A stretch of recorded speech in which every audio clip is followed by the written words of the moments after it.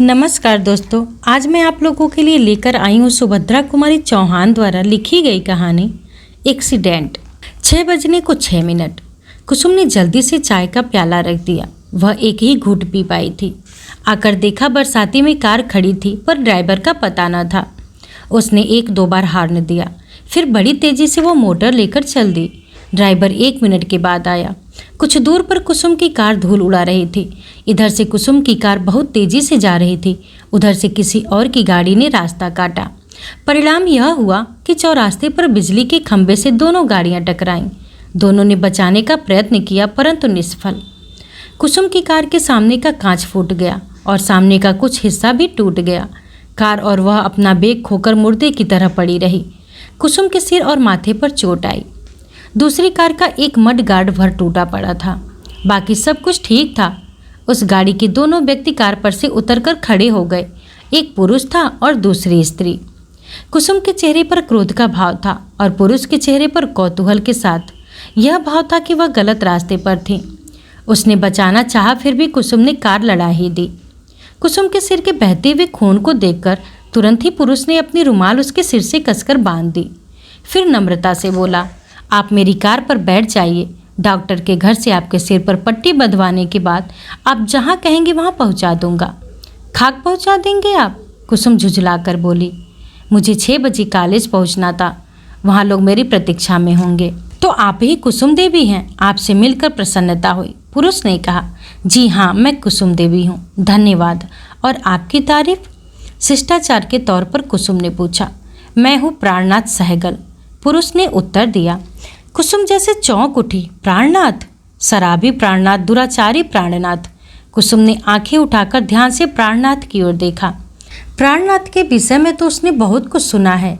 यही वही प्राणनाथ है या कोई और? कुसुम के चेहरे से जैसे प्राणनाथ ने उसके अंदर के भावों को पढ़ लिया। वह बोला, इस शहर में प्राणनाथ सहगल नाम का एक ही व्यक्ति है और वह समाज में बहुत बदनाम है। वही मैं हूँ। किंतु इस समय आपको डॉक्टर के घर तक तो मेरे साथ चलना ही होगा। आपका खून बहुत निकल चुका है, चलिए। और कुसुम उसकी बातों का कोई उत्तर न दे सकी, चुपचाप कार में जा बैठी।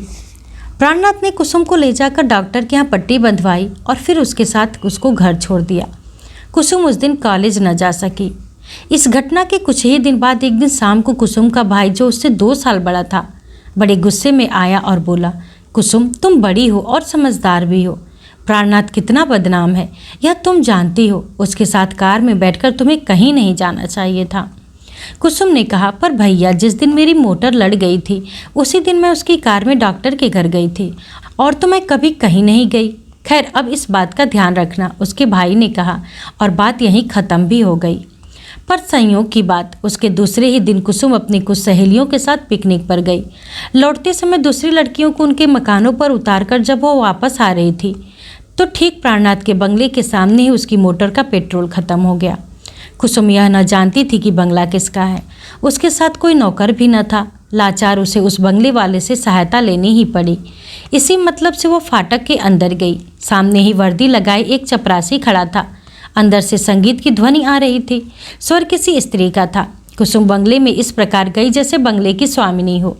चपरासी को रोकने का साहस न हुआ। संगीत से उसने अनुमान लगाया था कि अंदर औरतें होंगी, पर अंदर पहुंचकर उसने जो कुछ देखा उससे वह एकदम सहम सी गई। बहुत अच्छे ढंग से सजे हुए कमरे में एक तरफ प्राणनाथ बैठा शराब पीता हुआ एक अखबार पर नज़र दौड़ा रहा था और दूसरी ओर एक गायिका जो स्पष्ट रूप से गणिका थी गा रही थी, कान्हा बाजू बंद खोल। कुसुम को देखकर गायिका कुछ सकपकाई। कुसुम ने पहले गायिका फिर प्राणनाथ की ओर देखा और ठिठक गई।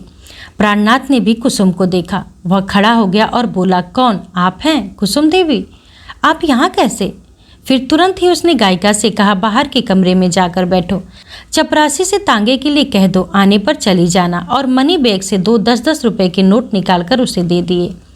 गाने वाली सलाम करके चली गई। फिर कुसुम से बोला, आपको आज अचानक अपने घर देखकर मुझे हर्ष भी है और दुख भी है कुसुम देवी, पर अपने सुख दुख की बात एक तरफ रखकर मैं आपके हित के ख्याल से कहूँगा कि आप इसके बाद मेरे घर कभी ना आइए। समाज की दृष्टि से मैं बहुत बुरा आदमी हूँ और हूँ भी बुरा। प्रमाण तो आपको आते ही मिल गया। वह इतना कहकर जरा हंसा। इस हंसी की तह में जो प्रचंड विषाद छिपा था वह कुसुम से छिपा न रहा। पहली बार कुसुम को लगा जैसे प्राणनाथ सचमुच में बुरा नहीं है, पर वह बुरा बनने का प्रयत्न करता है। लोग उसकी बुराई करते हैं तो उससे उसे जैसे संतोष होता है। कुसुम बोली, मुझे ऐसा लगता है कि आप स्वभाव से बुरे नहीं हैं, पर जानबूझकर बुरे बनते हैं।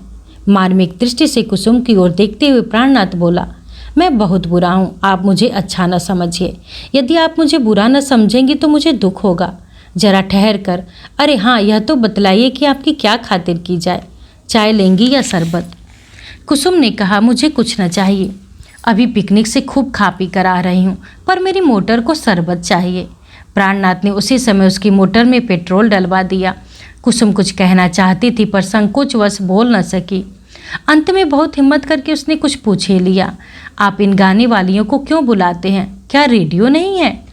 रेडियो की ओर उंगली उठाकर प्राणनाथ ने कहा, रेडियो तो है, इन्हें तो मैं सिर्फ बदनाम होने के लिए बुलाता हूँ, और फिर इन गरीब स्त्रियों को बुलाता हूँ जिनका नाचना गाना ही पेशा है, जिनकी युवावस्था समाप्त हो चुकी है, रूप रंग बिगड़ गया है और जिन्हें पेट भरने का कोई और चारा नहीं है। कुसुम ने पूछा, फिर शराब क्यों पीते हैं? अपने आप को मिटाने के लिए, रुपयों का और क्या करूं?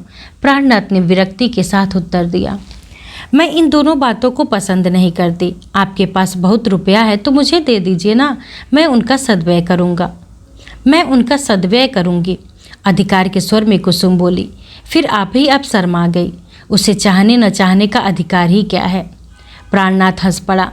वह बोला, आप नहीं चाहती तो ना होगा, पर आप मेरी चिंता क्यों करती हैं? मैं तो जानबूझकर मिट रहा हूँ और मिटने में ही मुझे संतोष है।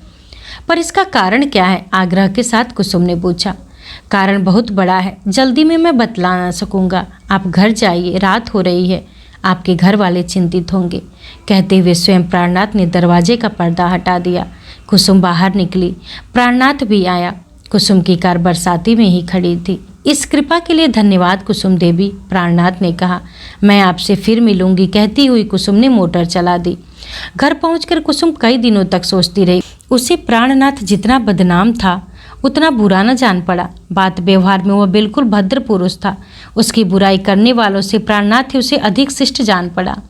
कुसुम सोच रही थी, कोई न कोई बात है, इसके जीवन में कोई ऐसी घटना घटी है जिससे वह बहुत दुखित होकर खुद को मिटा रहा है, बदनाम कर रहा है। कुसुम ने सोचा, मैं उससे पूछूंगी जरूर। और एक दिन शाम को कुसुम जब घूमने निकली तो उसकी मोटर अपने आप जैसे प्राणनाथ के बंगले की ओर मुड़ गई। बाहर चपरासी बैठा था। कुसुम को देखते ही दौड़कर उसने साहब को खबर दी। प्राणनाथ बाहर आ गया। कुसुम को देखते ही उसके मुरझाए हुए चेहरे पर कांति सी आ गई। वह बोला, आइए, अच्छा हुआ आप आ गई। आप उस दिन मुझसे 2 बातों के न करने का वचन ले गई थी। उस दिन से मैंने नहीं की, किंतु उन 2 बातों के सहारे मेरी संध्या कट जाती थी। अब तो शाम बहुत लंबी जान पड़ती है। बैठे बैठे अपने कृत्यों पर विसुरने के अतिरिक्त और कुछ नहीं रह जाता। मैं किसी के घर आता जाता भी नहीं। आपसे उन्हीं दोनों बातों की पुनरावृत्ति की आज्ञा चाहता हूँ। कुसुम हर्ष से उछल सी पड़ी। उसने कहा, सच? उस दिन से आपने शराब नहीं छुई और न किसी को बुलाया? धन्यवाद, आपने मेरे अनुरोध की रक्षा की है। अब आप फिक्र न कीजिए, आपकी शाम भारी न जाएगी। मैं उसे हल्की बनाने का प्रयत्न करूँगी।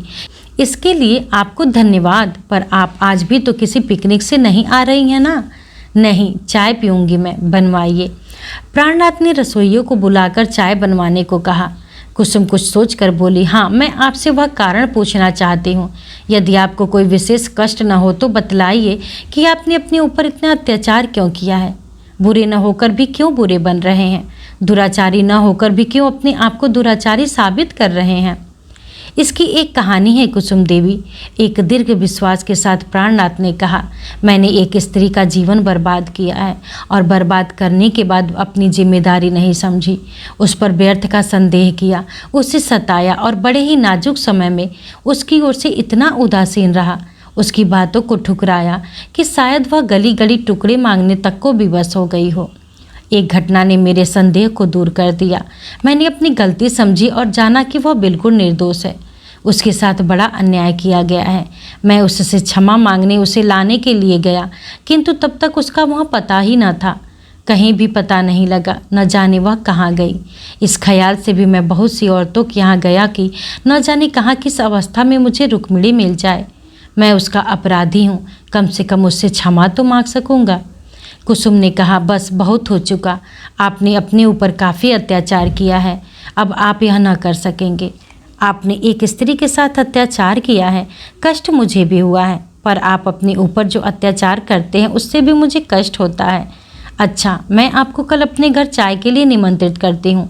शाम को 5 बजे आ जाएंगे या कार भेजनी पड़ेगी? वैसे तो मैं आ जाऊँगा, पर आपके घर वाले इस बात को पसंद ना करेंगे। मेरा आना उन्हें अच्छा ना लगेगा। मेरे घर में कोई भी आपके खिलाफ नहीं है, कुसुम ने दृढ़ता से कहा।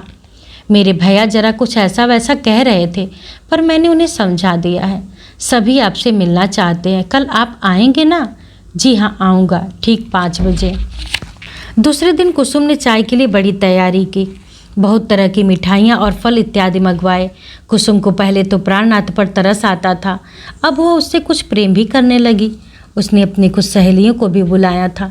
कुसुम अपनी सहेलियों से अनेक बार प्राणनाथ की चर्चा सुन चुकी थी। वे सब प्राणनाथ के नाम से ही घृणा करने का भाव व्यक्त करती थी।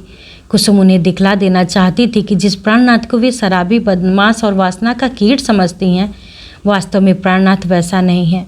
उसने निश्चय किया कि पहले वह प्राणनाथ का परिचय किसी को न देगी, उसके बारे में सबकी राय जान लेगी, तभी बतलाएगी कि वह आदमी कौन है। उसका भाई घर में नहीं था। बूढ़े पिता बच्चों की इस पार्टी में शामिल होने वाले न थे। कुसुम ही थी जो कुछ थी, और उसकी माँ और सहेलियाँ थीं। उसकी सहेलियाँ पहले ही आ चुकी थी। प्राणनाथ ठीक 5 बजे आया।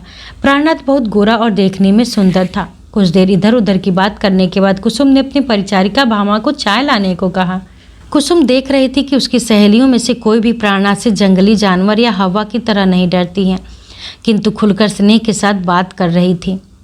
एक दो ने चुपके से पूछा भी कि यह कौन है। कुसुम ने कहा, मेरे दूर के रिश्ते के भाई होते हैं। इसी समय भामा चाय लेकर आई। एक सुंदर सी ट्रे में उसने चायदानी और प्याले वगैरह सजा रखे थे। मेज के बहुत करीब पहुंच न पाई थी कि एकाएक उसकी दृष्टि प्राणनाथ पर और प्राणनाथ की दृष्टि भामा पर पड़ी। एक क्षण तक दोनों ने एक दूसरे को देखा। अचानक भामा जैसे कांप उठी। उसके हाथ से ट्रे छूटकर धरती पर गिर पड़ी। चायदानी उसके पैरों के पास गिरकर टूट गई।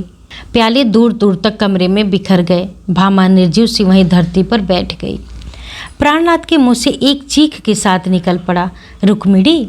और वे सब लोग अपनी अपनी कुर्सी छोड़कर निर्जीव सी पड़ी हुई भाषा की परिचर्या में लग गए।